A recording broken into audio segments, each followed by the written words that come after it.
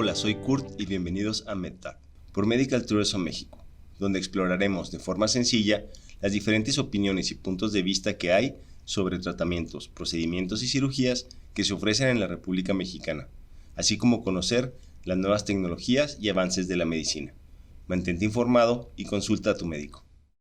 En este episodio platicaré con el Dr. Ricardo García, cardiólogo intervencionista con más de 5 años de experiencia y que tiene su práctica en la ciudad de Monterrey, Nuevo León. Mi objetivo es conocer más sobre los procedimientos mínimamente invasivos y las condiciones que trata un cardiólogo intervencionista. Recuerda suscribirte a nuestro canal y activar las notificaciones para que no te pierdas ningún episodio. Comenzamos.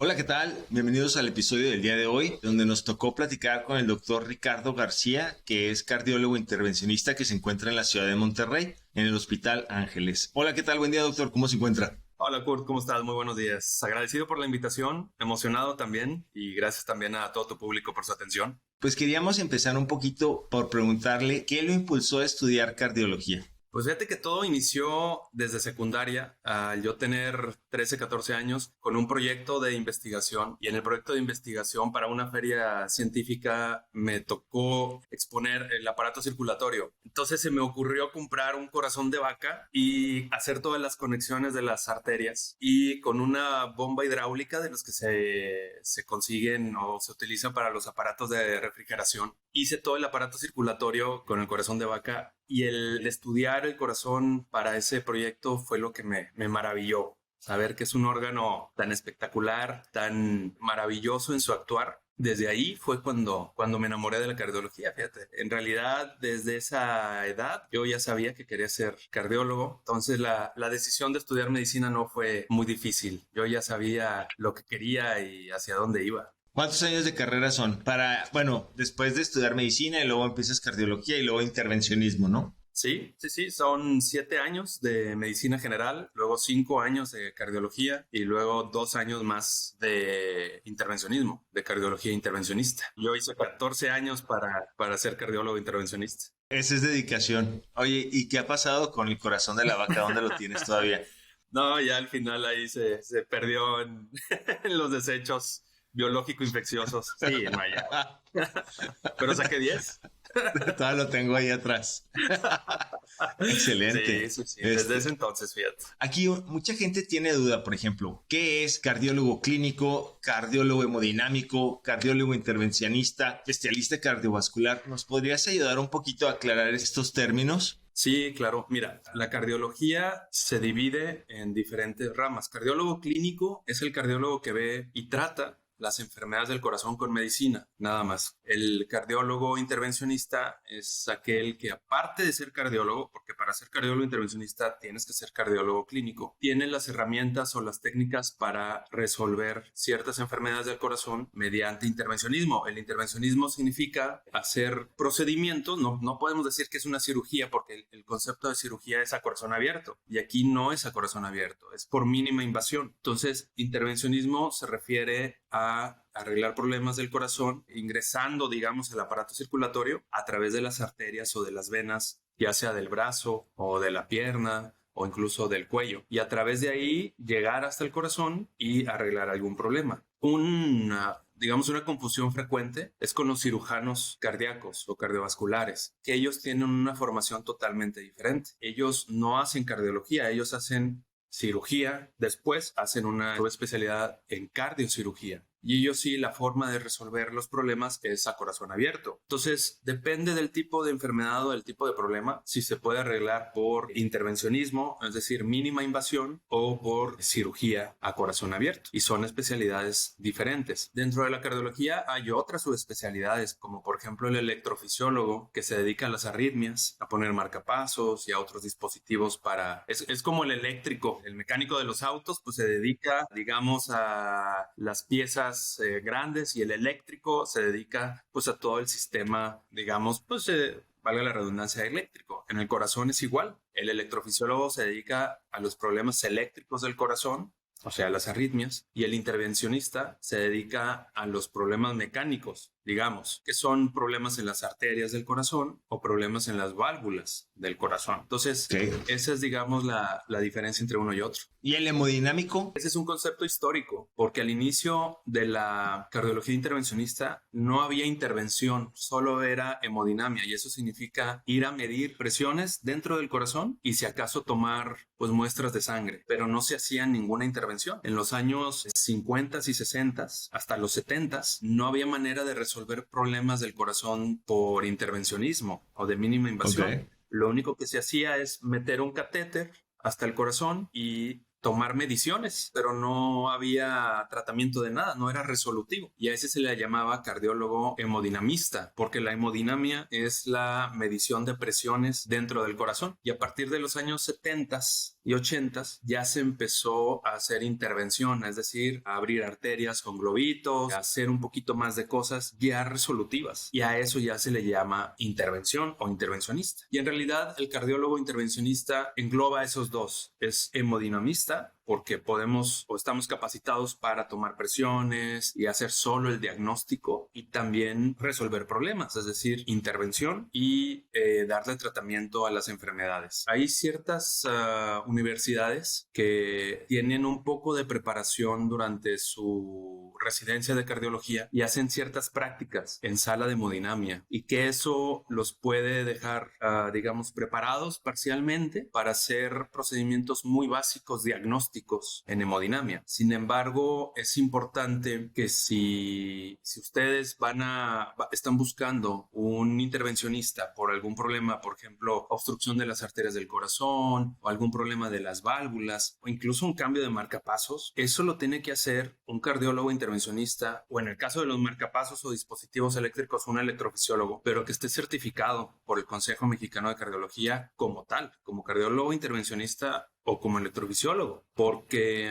la preparación es totalmente diferente. Eso es lo que yo les recomendaría. Siempre buscar las certificaciones del médico, del cardiólogo en este caso, y si se van a someter a algún procedimiento, tiene que ser un cardiólogo intervencionista certificado por el consejo, porque aunque pudiera haber cardiólogos que durante su formación de cardiología clínica tienen, digamos, cierto roce o cierta preparación parcial en hemodinámica, en hacer procedimientos diagnósticos nada más, no es lo ideal. Lo ideal es que lo haga un subespecialista que ya está preparado para ello. Y esto porque aún en procedimientos pequeños, por ejemplo, el cambio de la pila de un marcapaso, un cateterismo diagnóstico, por más sencillo que sea, siempre puede haber complicaciones y esas complicaciones generalmente solo las puede resolver un intervencionista, ya alguien que está preparado para ello. Claro. Entonces, yo recomendaría que no se arriesguen y siempre pregunten, oye, ¿hiciste la subespecialidad en cardiología intervencionista o solo durante tu preparación como cardiólogo tuviste ciertas prácticas en ello, pero en realidad eres cardiólogo clínico? En realidad no debería de haber problema con los cardiólogos porque uno está en su derecho como paciente de preguntar y oye, ¿tú qué me recomiendas? ¿Tú qué hiciste? O ¿quién me va a hacer tal o cual procedimiento? Y la verdad es que nosotros no debemos de por qué molestarnos ni sentirnos ofendidos si nos preguntan. A mí me ha pasado, oye, si estás preparado para hacer tal o cual procedimiento, y sin problema les respondo cuando sí o cuando no. Entonces, la recomendación es que siempre busquen cardiólogos intervencionistas certificados y que hayan hecho la subespecialidad en intervencionismo, no nada más ser hemodinamistas porque en el título de cardiólogo clínico también viene hemodinamista. Entonces, esa distinción yo creo que es bastante importante. Está genial eso. Y ahorita al finalizar el programa vamos a poner en los comentarios el link para que puedan revisar si con el cardiólogo que están yendo es cardiólogo intervencionista.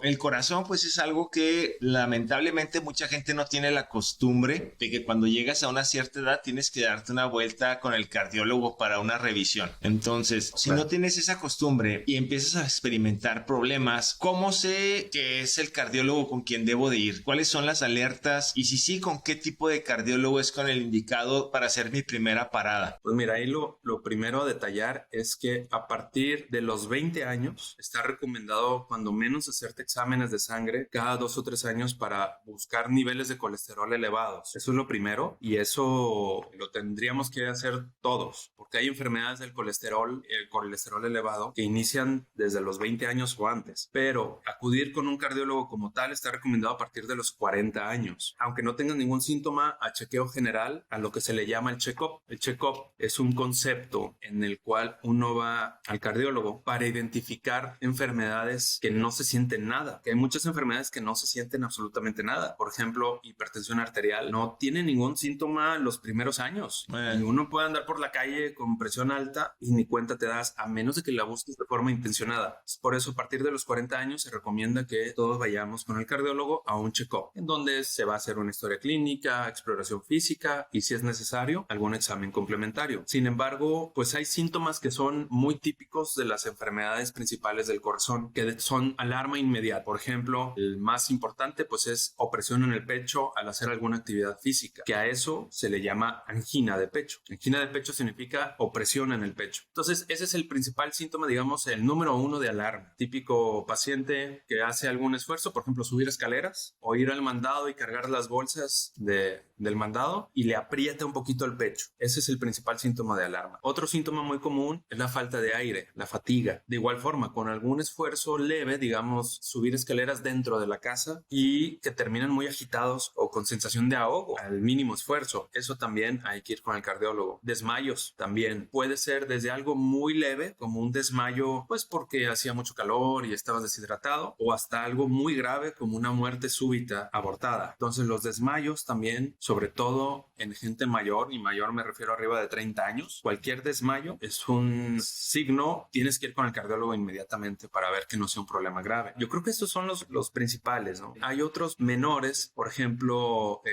lo más típico en hipertensión arterial, ya cuando empieza a dar síntomas, zumbidos en el oído, ver lucecitas de repente están parpadeando por ahí, dolor de cabeza, eso aunado con presión alta, pues tienes que ir con el cardiólogo inmediatamente, ¿no? Acá le llamamos el asesino silencioso. Sí, claro. A eso de la presión arterial. Totalmente. Y ahí, si eres diabético, ¿tienes riesgo adicional? Aparte de la hipertensión, la diabetes es otra asesina silenciosa, porque generalmente no da síntomas tan claros o tan evidentes de que hay algo mal. Y la diabetes es el peor enemigo del corazón y de las arterias, de todo el aparato circulatorio, porque es el que promueve con mayor rapidez la obstrucción de las arterias por colesterol. Aquí el problema es que la diabetes, digamos que desgasta las arterias y eso hace que el colesterol se meta mucho más rápido que lo haría normalmente y empieza a tapar todo. Empieza a tapar arterias de los ojos, del cerebro, del corazón, de los riñones, y es por eso que el paciente diabético está en riesgo de un montón de enfermedades: insuficiencia renal, ceguera, infartos, embolias. Entonces sí, la diabetes es importantísimo tratarla, identificarla para evitar problemas cardíacos. Sí, definitivamente. Si tenemos arriba de 40 o si hay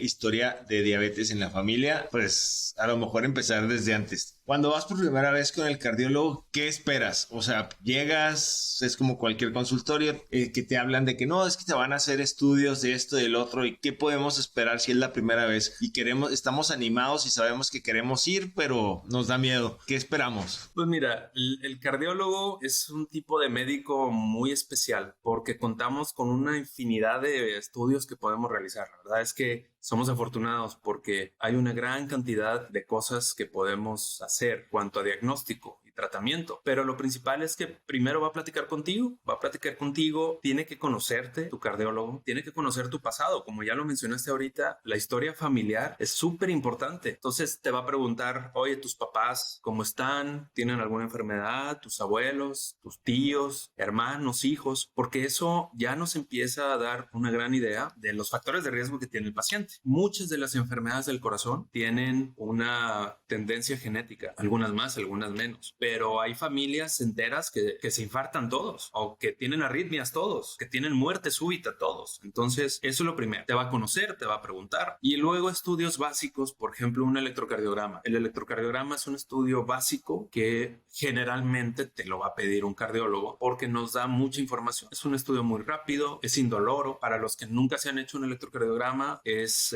un registro de la actividad eléctrica del corazón. Y eso se hace poniendo unos chuponcitos en el pecho y en las manos y piernas, y en cuestión de un minuto tienes la actividad eléctrica del corazón, y eso te da mucha información. Y después te va a revisar, hay que escuchar el corazón, a eso le llamamos auscultación, que es escuchar los ruidos del corazón, porque el corazón tiene sus partes mecánicas, que son las válvulas que abren y cierran, y eso te da muchas veces claves o pistas para saber si algo anda mal. Es como el mecánico del auto, te lo llevas a dar una vuelta a la manzana para que escuche cómo va el sonido del motor, o sea que es igual. Escuchamos el corazón, revisamos los ruidos que genera, y luego ya de ahí, dependiendo de lo que encontremos, otro estudio que es súper importante es el ultrasonido del corazón, que nosotros le llamamos ecocardiograma. En el ecocardiograma volvemos a lo mismo, es revisar las partes mecánicas del corazón, pero ya a fondo y a detalle. Ahí sí ya podemos ver y medir pues, un montón de cosas, con lo cual podemos obtener, por ejemplo, la fuerza del corazón, las válvulas que abran y cierran bien. Entonces, ¿duele? Esos son los estudios básicos. No, en absoluto. Es lo mismo que el ultrasonido de las embarazadas. Es ir a ver en lugar de ir a ver al bebé, ves al corazón. Es exactamente lo mismo. Sí, es exactamente lo mismo. Y es un estudio rápido que dura 15, 20 minutos. Entonces es bastante sencillo. Esos son los estudios básicos. Todavía hay un montón de estudios más avanzados que, dependiendo de la enfermedad, ya los pedimos. Ya con eso ya te puedes decir con el ecosonograma, ¿se llama? ¿Cómo comentaste? Ya te dice. Sí, ecocardiograma. Ecocardiograma. Le rompieron el corazón hace 15 años. Nomás no le da el nombre. Exactamente. Llegamos a eso. Así es.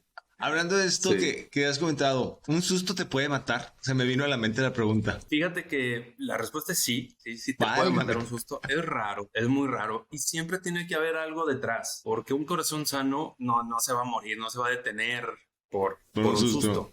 Pero, por ejemplo, si ya tienes enfermedades previas, por ejemplo, obstrucciones o tapones en las arterias del corazón, el susto lo que provoca es que el corazón se acelere de forma súbita. Y esa aceleración del ritmo del corazón sí puede causar arritmias, que al final puede hacer que se detenga el corazón y te mueras. La otra, pero tiene que haber algo previo. Es rarísimo que un susto pueda matarte. Hay casos excepcionales muy, muy raros, y no quiero que este sea el concepto que se quede, en los que un susto tan intenso... Se cancela Halloween. No sé si recuerdas de una... Ya sé. Hubo una actriz hace unos 10 o 15 años que falleció después de que la asaltaron. No sé si te acuerdas. En Ciudad de México. Fue muy sonado. Bueno, esto que sucedió es que, repito, es rarísimo, pero puede suceder que el susto haga que tanto estrés al corazón, digamos, nosotros le llamamos aturdimiento. El corazón quedó aturdido, debilitado, y eso generó alguna arritmia y se detuvo el corazón y se murió, ¿verdad? Esta chica. Pero es rarísimo. La verdad es que generalmente no. Es lo mismo que como el mito de que por un susto te hiciste diabético. Pues no. Obviamente ya eras diabético desde antes, pero por el susto te revisaron, te checaron el azúcar y salió que traías 300, pero ya traías desde antes 200. Okay. Entonces, de forma general, debe de haber alguna enfermedad previa como para que algún susto te ponga en peligro. Entonces, antes de ir a una casa de espantos o antes de comprar una propiedad que esté embrujada, ve con el cardiólogo y si estás todo bien, no te vas a morir. Correcto. De un susto. Podemos resumir eso. Sí. Es como el ejercicio. Por ejemplo, los que tienen arriba de 40 años y que llevan años sin hacer ejercicio, tienes que ir con un cardiólogo antes de ponerte a hacer ejercicio en forma, porque frecuentemente a partir de esa edad llega la crisis de los 40 y los hombres sobre todo queremos retomar el mismo ejercicio que hacíamos a los 20, pero no supiste que entre los 30 y 40 desarrollaste enfermedad del corazón y empiezas a entrenar o empiezas a ir a jugar fútbol los domingos y son los que caen infartados o muertos o muerte súbita ahí a medio partido. ¿Por qué? Porque uno se siente joven todavía a esa edad, no me dejarás mentir tú, pero ya traías alguna enfermedad previa y no te diste cuenta. Entonces también eso es importante. Si vas a empezar a hacer ejercicio después de los 40 años y no te has revisado, tienes que ir a revisarte. Sí, es que es algo que lamentablemente no tenemos la cultura de, y es algo que me he estado dando cuenta con todos estos episodios, que no tenemos mucha cultura de ir a revisar algo, ¿no? O sea, si se te descompone, como has estado dando el ejemplo del carro, se te descompone o sientes que el carro ya ciertas cosas, pues tienes que ir a darle tu servicio, tu mantenimiento, y tienes que ir a checar, depende de la edad, para tratarte o para prevenir y vivir una vida saludable. Pero siempre, pues lamentablemente, no tenemos mucho esa cultura y esperamos a que ya se nos quedó el carro parado en media calle y ya es cuando ya queremos estar haciendo cosas de última hora. Y justamente uno de los objetivos de este podcast es que la gente se vaya enterando de muchas cosas y de perdida vayamos generando algún tipo de conciencia para que algunos nos que escuchen y digan, bueno, pues voy a ir a darme una revisada, voy a ir a hacer esto, ya estoy en el rango para visitar esto. Pero pues básicamente ese es uno de los objetivos. Aquí también se me viene otra pregunta que he escuchado mucho, que digo, apnea del sueño, que se te para el corazón mientras duermes, y luego escuchas fibrilación articular durante el sueño. ¿Son lo mismo? No, mira, apnea del sueño es una enfermedad en la cual dejas de respirar mientras duermes, y eso generalmente sucede porque la lengua se relaja y obstruye la vía aérea, entonces ya no hay entrada de aire, y eso provoca que la oxigenación disminuya muchísimo durante el sueño. Ahora con lo de COVID y todo eso ya se hizo muy conocido, digamos, los niveles normales de oxigenación del cuerpo, que ya sabemos que debe ser arriba del 90% de oxigenación. Bueno, pues con la apnea del sueño puede disminuir hasta 60, 70%. Tengo muchos pacientes que desaturan o bajan la oxigenación hasta 70% mientras duermen, lo cual es terrible, es durísimo, ¿no? Entonces, la apnea del sueño lo que provoca al momento de que baja tanto la oxigenación, imagínate, es como si ahorita estando despiertos dejas de respirar durante 5 o 6 minutos. Imagínate la desesperación que sentirías. Bueno, pues eso sucede estando dormidos, pero estás tan dormido que no te das cuenta. Entonces, ese estrés tan tremendo de tener la oxigenación tan baja hace que se libere muchas hormonas importantes, principalmente adrenalina y cortisol, que son las hormonas de la huida, ¿no? Cuando te asustas, lo que hace que se te acelere el corazón es la adrenalina. Entonces, esa liberación súbita de adrenalina produce muchas cosas, entre ellas que te aumente la presión arterial estando dormido y también te predispone a arritmias. Y la principal arritmia es la fibrilación auricular. La fibrilación auricular es la arritmia más común. Es una arritmia difícil de diagnosticar porque no se siente nada, pero es muy maldita porque produce embolias y deja secuelas terribles. Entonces, la forma de sospechar que alguien tiene apnea del sueño es bastante sencilla. Es el paciente primero que ronca un montón, que durante el día se está durmiendo, que se le olvidan las cosas, que siempre anda pues aflojerado, durante el día lo ves como distraído, cansado, y uno de los principales factores de la obesidad. Entonces, el paciente gordito que se está durmiendo durante el día o que incluso si va de copiloto en un auto, se va durmiendo todo el tiempo y aparte por, digamos, azares del destino le dicen que es hipertenso, la probabilidad de que tenga apnea del sueño es altísima y la probabilidad de que haga arritmias como fibrilación auricular también es altísima. Entonces, sí, la apnea del sueño es un problema muy importante de salud porque no mucha gente lo conoce y es súper común, es muy frecuente. ¿Y ese lo tratan ustedes o se encargan más que nada de la fibrilación? La apnea del sueño le debe de dar tratamiento un neumólogo, un especialista en los pulmones, y la fibrilación auricular sí le damos tratamiento a nosotros. Generalmente, si van juntas, al darle tratamiento a la apnea del sueño, mejora la arritmia muchísimo o incluso se quita por completo, y también los pacientes que tienen hipertensión arterial por la apnea del sueño también mejoran muchísimo o incluso se les quita. Así de importante es la apnea del sueño. Entonces, nosotros como cardiólogos siempre estamos bien atentos. Yo estoy bien atento del paciente que tiene hipertensión arterial o arritmias como fibrilación auricular de apnea del sueño. Y la gente no se da cuenta, pero cuando ya les pregunta, sobre todo a la esposa o al esposo, oye, ¿y ronca mucho? No, hombre, como león, como tráiler en bajada. Y durante el día se está durmiendo. Sí, siempre se está durmiendo y a veces después de la comida no aguanta y se duerme inmediatamente o siempre está distraído. Esos pacientes tienen alta probabilidad de que tengan apnea del sueño y lo mejor de todo es que si les das tratamiento, les cambias la vida. Entonces es muy importante.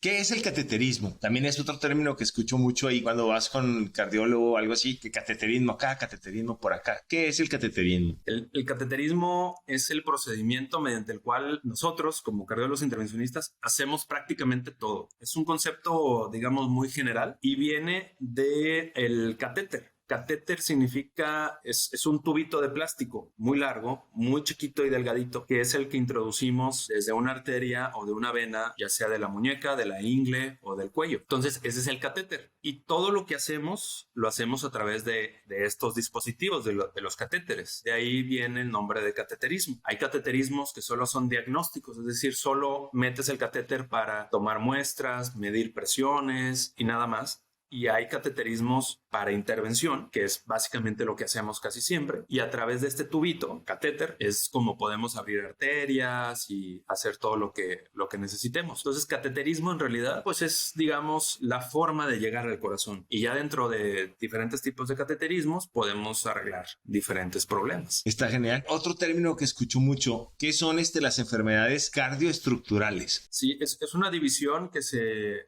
empezó a utilizar hace unos 15 años aproximadamente, porque el fuerte, digamos, hasta hace 15 años, entre los años 90 y los 2010, el fuerte de la cardiología intervencionista era destapar las arterias del corazón para que no te infartaras o quitar la angina de pecho. Sin embargo, ha ido evolucionando la tecnología y ahora también podemos resolver problemas de la estructura del corazón, principalmente las válvulas del corazón, y cuando hay algún orificio en el corazón que no debiera de haber, que lo podemos tapar también se habla que estás interviniendo en la estructura del corazón. Entonces ahí se divide en cardiología intervencionista, digamos, cardiovascular, que es para las arterias del corazón, para las arterias y venas, y estructural, que es para los componentes mecánicos del corazón, principalmente las válvulas o algún orificio anormal que haya en alguna de las partes del corazón. La cardiología intervencionista estructural es más compleja, es más avanzada y requieres de herramientas todavía un poquito más sofisticadas, pero actualmente en México ya está totalmente establecida y en desarrollo.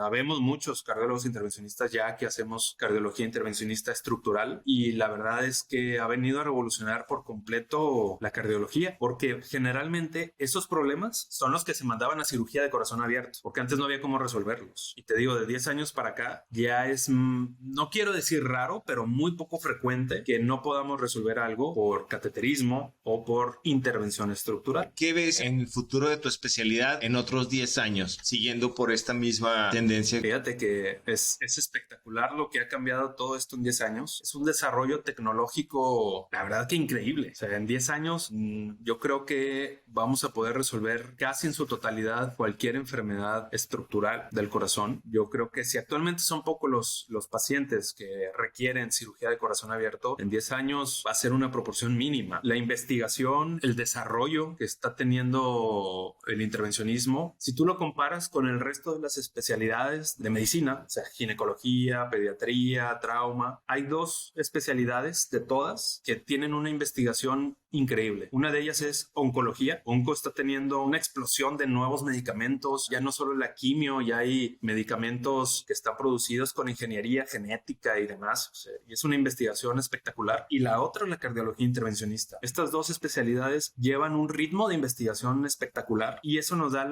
la oportunidad de poder resolver cada vez más problemas más complejos que antes era impensable y que antes se tenían que llevar a cirugía de corazón abierto o que ni siquiera con cirugía de corazón abierto era posible tratarlas. Entonces yo creo que de aquí a 10, 15 años vamos a ver cosas que ni nos imaginamos actualmente. Wow, eso está padrísimo. Una pregunta que también se me vino a la mente de todas las películas que tenemos. ¿Por qué siempre cuando llega alguien, bueno, principalmente un hombre, al hospital con problemas de pecho le preguntan, ¿está tomando alguna pastilla para erección antes de hacerle algo? ¿Por qué?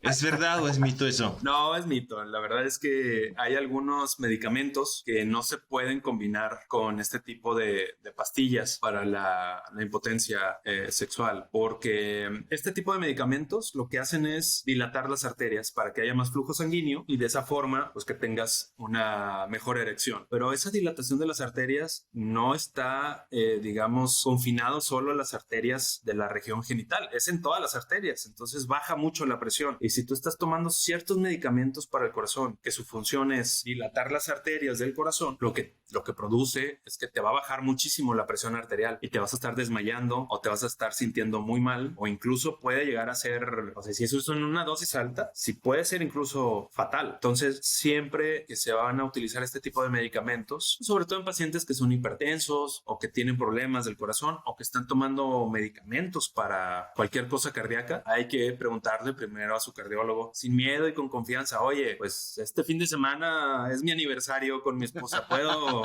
utilizarlo? Ya les dirás si sí o si no. Okay. Pero son pocos los medicamentos, no es tanto, pero sí es importante preguntarle a tu médico, ¿verdad? A tu cardiólogo. En las películas siempre cuando le van a hacer la defibrilación o algo así es: oiga, está tomando Viagra. Y luego, no, ok, paz. O sea...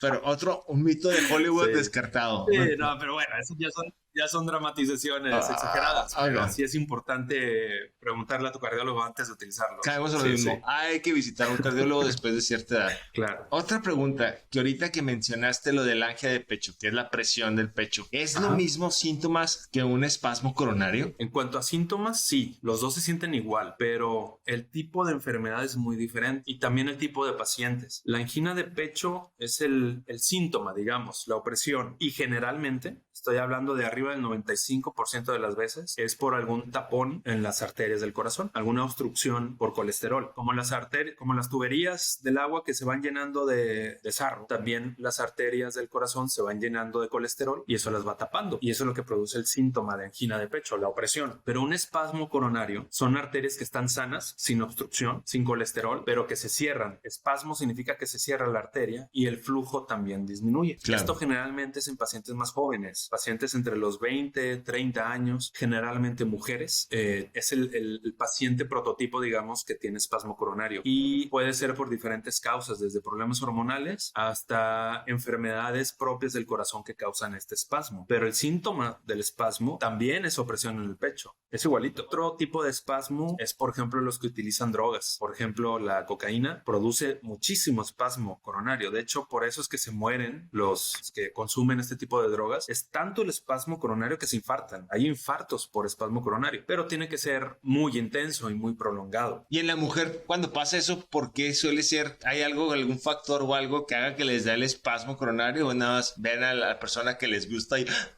y otro mito de Hollywood? A veces tiene que ver problemas hormonales que lo predisponen, pero frecuentemente es una enfermedad propia de las arterias, que digamos que son muy sensibles.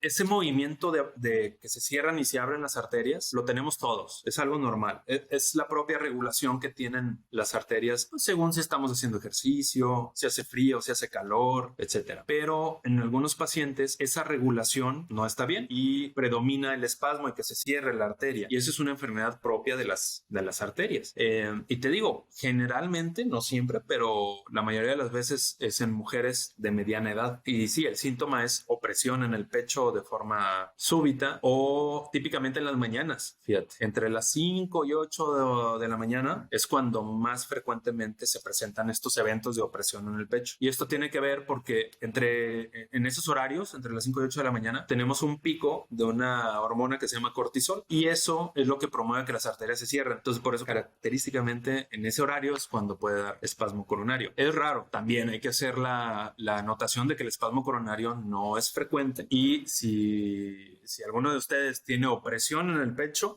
sobre todo al hacer alguna actividad física, lo más probable, o lo que hay que investigar inmediatamente, es que sea por obstrucción por colesterol en las arterias. Otra última pregunta. Cuando empiezan a hacer los procedimientos por medio de cateterismo, se utiliza mucho para tapar o desbloquear, utilizan ustedes stents. ¿Estoy en lo correcto? Sí.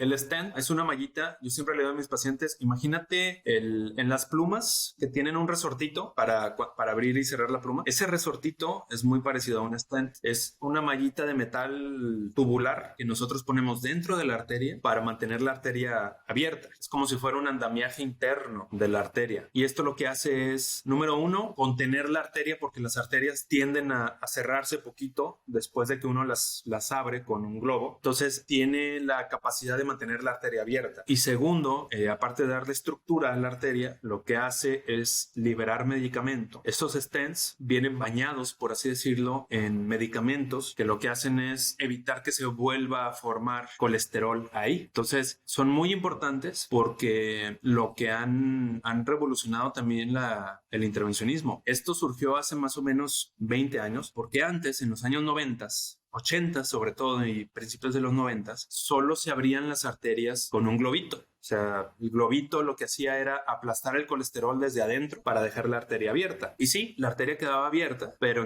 a los 6 meses se volvía a tapar, volvía a crecer el colesterol y se tapaba. Entonces se inventaron los stents, que te digo, le dan estructura a la arteria y aparte ahora ya vienen bañados en medicamento y eso hace que se mantenga abierta la arteria 10, 15, 20 años. Y ahorita, después, cuando alguien requiere o utilice stents, porque el otro día estaba platicando con un señor ya de 74 años que me dice muy orgulloso, yo tengo 16 stents. O sea, y me lo decía así orgulloso, como si fueran medallas. Entonces, y si me olvidó preguntarle, ¿tienes que andar con anticoagulante cuando traes tantos stents? ¿O es...? Sí, no propiamente anticoagulantes, porque los anticoagulantes son un tipo muy selecto de medicamentos, pero con medicamentos que se llaman antiagregantes plaquetarios. Son medicamentos que evitan que las plaquetas se peguen al metal del stent, porque a pesar de que son de tecnología espectacular, pues no deja de ser metal dentro del cuerpo. Y ese metal puede hacer que ahí se peguen las plaquetas. Y si se pegan las plaquetas, se forma un coágulo y eso tapa por completo la arteria en cuestión de minutos. Entonces, hay estos medicamentos que nosotros le llamamos antiagregantes plaquetarios, pues se utilizan para los pacientes que son portadores de stents. No importa si es uno o son 15, ¿verdad? Se tienen que utilizar para evitar complicaciones. Son medicamentos muy nobles, son medicamentos que generalmente no producen ningún problema. Algunos pacientes muy selectos pueden tener algún sangrado, por ejemplo, de la nariz, de las encías, pero es poco frecuente. Y todavía es menos frecuente, es muy raro que puedan tener algún sangrado un poquito más intenso, a diferencia de los anticoagulantes. Los anticoagulantes, esos sí son mucho más potentes y el riesgo de sangrado es un poco mayor, pero con los antiagregantes plaquetarios que se utilizan generalmente no hay ningún problema. ¿Existe algún tipo de alimento natural que haga o que sirva como anticoagulante? Que digas, ay, es que come mucha sandía, por dar un ejemplo, y se nos desangró. ¿Hay algún alimento que sea un factor que sea anticoagulante natural, que tú sepas? Pues fíjate que ese es un pensamiento muy generalizado, es un mito muy frecuente. La verdad es que sí hay ciertos alimentos o plantas que pueden promover un poquito la ayuda a que no se formen coágulos, pero en realidad no hay interferencia ni para bien ni para mal. O sea, el paciente que está tomando antiagregantes plaquetarios, su alimentación puede ser perfectamente normal y ni va a sangrar más, ni tampoco le va a ayudar de forma importante, ni con los suplementos tampoco. Esto a diferencia con otros medicamentos. Por ejemplo, hay medicamentos que frecuentemente utilizamos para bajar el colesterol y hay algunos suplementos, sobre todo que se llama levadura de arroz rojo, o en inglés se llama red rice yeast, que eso sí puede interferir o puede causar toxicidad. Entonces, no con los antiplaquetarios o antiagregantes plaquetarios, pero sí con otros medicamentos. Es importante que si tú estás tomando ciertos suplementos, sobre todo, se lo digas a tu cardiólogo. Digas, oye, estoy tomando el suplemento fulano de tal, o mi abuelita me recomendó tal té de tal planta, ¿lo puedo tomar? Sí es importante decirlo, porque sí puede haber ciertas interacciones entre medicinas y esos suplementos. Por último, ¿qué serían las recomendaciones que darías para tratar de minimizar los riesgos de un infarto? Híjole, es una buena pregunta y muy amplia, pero lo más importante es, bueno, número uno, conocerte a ti mismo. Y eso me refiero a identificar enfermedades de tu familia, para empezar. Si tu abuelito se murió de infarto, tu papá se infartó, tu tío se infartó y tu hermano ya le hicieron un cateterismo, oye, si estás viendo las barbas de tu vecino cortar, vete a checar porque es obvio que hay alguna enfermedad, digamos, con tendencia familiar contigo. Entonces, si tus papás son hipertensos o diabéticos, con enfermedades del corazón o ya se han infartado, tú tienes también un mayor riesgo de ello. Entonces, ya desde ahí tienes que prender las alarmas. Lo otro, el ejercicio es fundamental. La mayoría de la gente se clava mucho en la alimentación. y es que la alimentación esto, y doctor, ¿qué tengo y qué no tengo que comer? Lo primero que tienes que hacer es llevar una vida activa y no tener sobrepeso. Eso le ayuda espectacularmente a tu corazón a que no se enferme ni de infartos, ni de hipertensión, ni de arritmias, de lo que quieras. Entonces el ejercicio, la actividad física como tal, es un pilar para cuidar tu corazón. La alimentación es importante también, no tanto como el ejercicio, pero pues sí, llevar una alimentación equilibrada, no tan alta en grasas, no tan alta en carbohidratos, importante, pero en realidad con que lleves una dieta balanceada y equilibrada es suficiente si haces ejercicio, si te cuidas, si estás al pendiente de tu salud. Yo creo que eso es lo más importante, dormir bien también. Volvemos a lo mismo de lo de apnea del sueño. El dormir bien es fundamental para cuidar tu corazón. Si no duermes bien, estás desvelado, tienes problemas para dormir, vas a tener mucha probabilidad de enfermarte de algún problema cardíaco. Okay. El estrés es otra cosa muy importante. El estrés emocional y físico por el trabajo también es súper importante. También te predispone a infartos, arritmias, a todo ello. Entonces, es un montón de cosas que generalmente tienen que ver con nuestro estilo de vida. O sea, el cuidar tu corazón, digamos que lo podríamos englobar en cuidar tu estilo de vida, tratar de llevarlo lo más saludable posible y con eso, generalmente, tal vez no evitando, pero cuando menos retrasando muchísimos años algún problema que puedas tener del corazón. Entonces, yo creo que eso es lo más importante, Kurt. ¿Tú cómo cuidas tu corazón, Kurt? Pues ahí va otra pregunta. No me enamoro. Así lo cuido. Pero, no me enamoro. Y está súper protegido. No, bien, pero tengo una pregunta. Ahorita, cuando dicen eso, bueno, esto ya es pregunta personal. ¿Por qué cuando haces, o sea, siempre está diciendo la gente, cuida la presión y que no se te eleve la presión y esto y lo otro? Y cuando vas y haces ejercicio, el ejercicio lo que te hace es te dispara la presión. Entonces, no es como que lo contrario, o sea, de que siempre hay que tener la presión regulada, pero si haces ejercicio, te dispara la presión. Sí, nada que ver. Sí, fíjate, es muy buena pregunta porque efectivamente cuando uno hace ejercicio te sube la presión, pero sin duda y bastante. Sin embargo, el mecanismo por el que sube la presión es un mecanismo fisiológico, es un mecanismo normal por la actividad física y eso no causa ningún daño. Y lo más curioso del asunto es que cuando uno haces ejercicio, por ejemplo, corres durante 1 hora, pues esa hora que estás corriendo trae la presión un poquito alta. No tan alta como uno imaginaría, pero digamos, pongamos un número, traes 160 milímetros de mercurio de presión sistólica mientras estás corriendo. Pero cuando terminas tu ejercicio, en las siguientes 8 a 12 horas, tu presión está mucho más baja que antes de hacer ejercicio. Por ejemplo, si antes de hacer ejercicio traías 125 milímetros de mercurio de presión sistólica, luego hiciste ejercicio y luego después de hacer ejercicio tu presión va a andar entre 100, 110 y así se mantiene. Porque el estímulo de cuando uno hace ejercicio, que hace es que las arterias estén dilatando y constriñendo miles de veces por hora o millones de veces, eso hace que las arterias sean más elásticas, más suavecitas y que se generen ciertas sustancias que hacen que la arteria se relaje. Entonces cuando dejas de hacer ejercicio es como si la arteria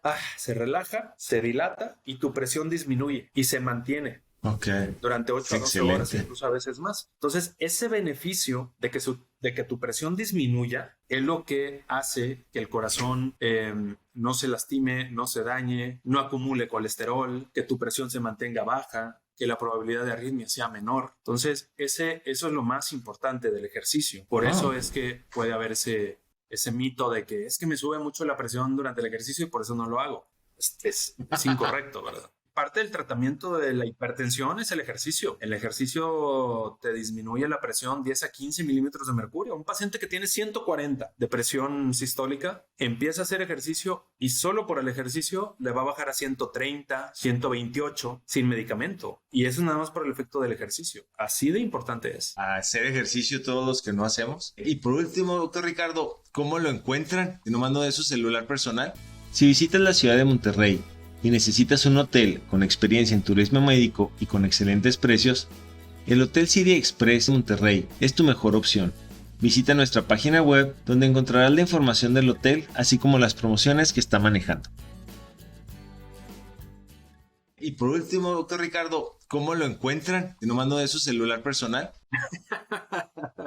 Pues mira, yo estoy en la ciudad de Monterrey, en el Hospital Ángeles Valle Oriente. Ahí está mi consultorio y me pueden encontrar en redes sociales como Dr. Ricardo García Cardiólogo, en Instagram, en Facebook, en mi página de internet es el mismo, Dr. Ricardo García Cardiólogo. Ahí me encuentran. Dudas, preguntas, con todo gusto estoy en la apertura total para responderlas. Igual contigo, Kurt, si hay una segunda edición de este programa, con todo gusto. Ahorita lo agendamos antes de que se nos vaya. Y muchas gracias por su tiempo, doctor. Muchas gracias por la invitación. Gracias a todos y que el mensaje final sea que hay que cuidarnos, hay que estar atentos, que la medicina preventiva, el prevenir, siempre es la medicina más barata y la que mejor resultados da. Entonces, siempre hay que prevenir antes de lamentar.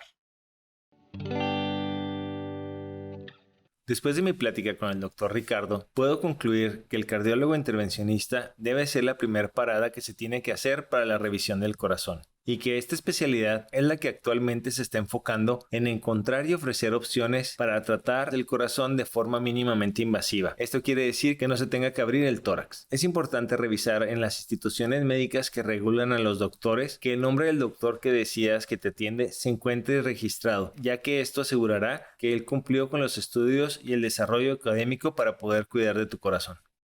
Antes de escoger a tu doctor, investiga sus años de experiencia, así como el número de procedimientos que ha realizado y si es miembro de las instituciones que regulan y certifican que cuenta con los estudios y conocimientos necesarios para realizar los procedimientos y cirugías que ofrece.